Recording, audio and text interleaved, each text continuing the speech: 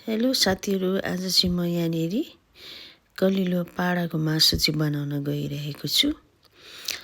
मैले एउटा भाँडो चाहिँ बसालेँ अनि त्यसमाथि मैले तेल राखेँ। अब हाम्रो तेल तातिसकेको छ र त्यसमाथि मैले अलिकति मेथी पुर्याएको छु र त्यहाँनेरि मैले थोरै ज्वानो पनि मैले त्यहाँनेरि राखेको छु।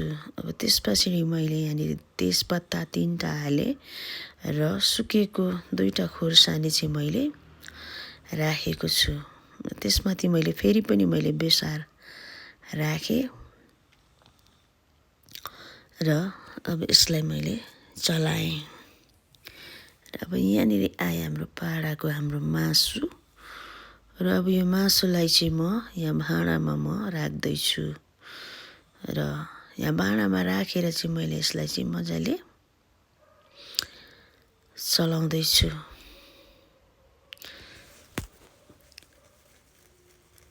मलाई यसमा चाहिँ पहिलोचोटि चाहिँ मलाई यो भाँडामा चाहिँ पकाएर खानु मन लागेर मैले बनाएको। यो बाक्लो भाँडा रहेछ। यसमा अब चलाएर मैले 2-4 मिनटको लागि मैले यसलाई छोपिदिएँ र फेरि मैले अघि नुन हालेको थिइनँ र अहिले मैले फेरि यसलाई नुन हालेर मैले एकचोटिलाई फेरि पनि म चलाउँदैछु। यसलाई राम्ररी यसलाई मैले चलाएर फेरि पनि मैले एकछिन मैले यसलाई मैले छोपिदिएको छु।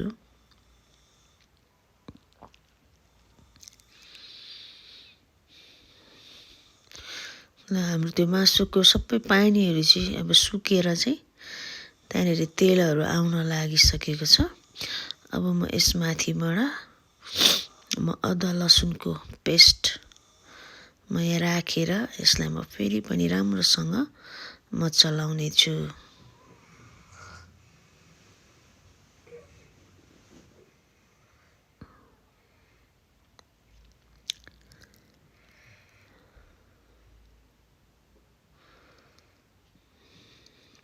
र यसमाथि मैले धनिया जिराको पाउडर अलिकति र मैले मिट मसला अलिकति मैले राखेर फेरि पनि यसलाई मैले मजाले यहाँनेर चलाउँदैछु।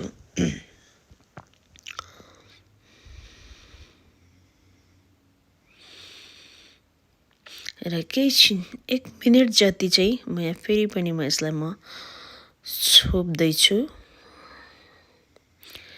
र अब यसलाई फेरि पनि मैले निकालेर रातो धुलो खोर्सानी काश्मिरी मिर्चको थोरै धुलो पाउडर र अनि मैले अघि काटेर तयार गरेर राखेको टमाटरलाई मैले यहाँनेर राखेको छु।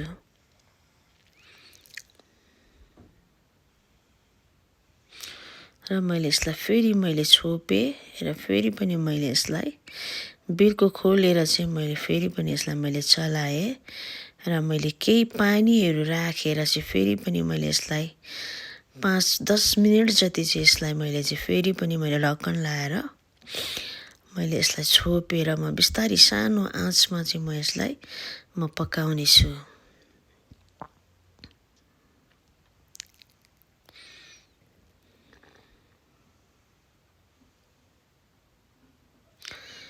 ल हेर्नुहोस् त कस्तो मजाले गलेर चाहिँ हाम्रो मासु चाहिँ एकदमै रेडी तयार भएको छ। हेर्दै खाउँ खाउँ लाग्दो हाम्रो आजको यो कसौडीमा पकाएको राँगाको यो कलिलो पाडाको मासु चाहिँ एकदमै खाने बेला भएको छ। एकदमै मजाले पाकेको छ। हस् त।